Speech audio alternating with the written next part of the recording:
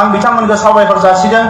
सोरबाया माने नै रन्जन दैमारि बिथाङा जेलाव दङमोन, बे सुक्तिनि गेजेरजोंनो बिथाङाबो ओंखारबाय, गोलाव सम खस्थ' मोननांबाय, बिथाङाबो बर' हारिनि थाखाय जेल जानांबाय। नाथाय जोंहा गोबां जोहोलावफोर जेलाव दङ, नोंथांमोना गोबाङानो मिथिया जानो हानाय। सेन्ट्रेल जेल क'क्राझार बे जेलफोरावथ' दङआनो।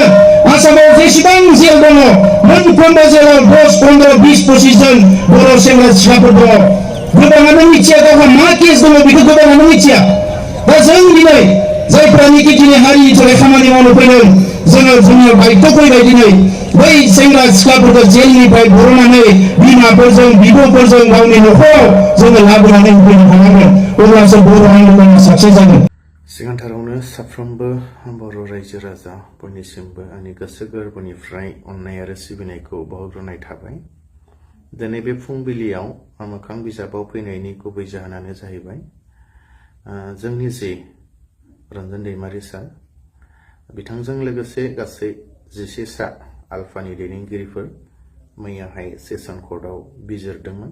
दा बे बिजिरनायाव मानगोनां रन्जन दैमारि सारजों गासै आल्फानि दैदेनगिरिफोरखौ दाय गैया होननानै फोसावबाय।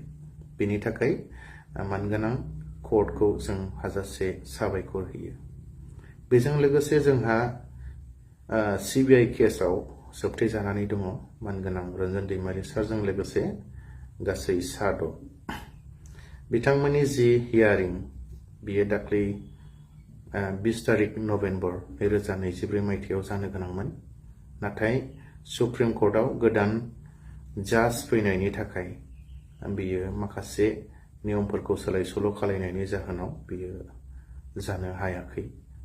नाथाय बियो फैबाय थानाय फैगौ शुक्रबार 29 नभेम्बर 2024 खालाराव बियो जानो थांगासिनो दङ।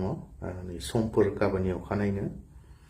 बेनिखायनो साफ्रोमबो लोगोफोरजों लोगोसे गासै रायजो राजाफोरखौ राजाफोरनिसिम मिथिहोनाय जायो आरो मिथिहोनायजों लोगोसे खावलायहरनाय जायो जे नोंथांमोना मैया जेरै जोंनि रिजाल्टआ मोजां मोनदों, थिग फैबाय थानाय 29 नभेम्बर बा शुक्रबाराव जानो गोनां जि हियारिं सिबिआइनि, बेयावबो जों बेबायदिनो मोजां रिजाल्टखौ मोननो हागोन होननानै जों आसा खालामदों। बेनिखायनो साफ्रोमबो लोगोफोरजों लोगोसे रायजो राजाफोरखौ खावलायहरो जे नोंथांमोना इसोरनियाव बा अबंलावरिनाव जेन बयबो आर'ज खालामो। जेरै मैयाहाय रिजाल्टआ मोजां जादों, थिग बेबायदिनो फैबाय थानाय 29 तारिख नभेम्बरनि रिजाल्टआबो जेन मोजां जायो। बेनिखायनो आं बयनिसिमबो इउनाइटेड फराम अफ एक्सचेन्ज जानानै बयखौबो खावलायहरो। गोजोन्थों।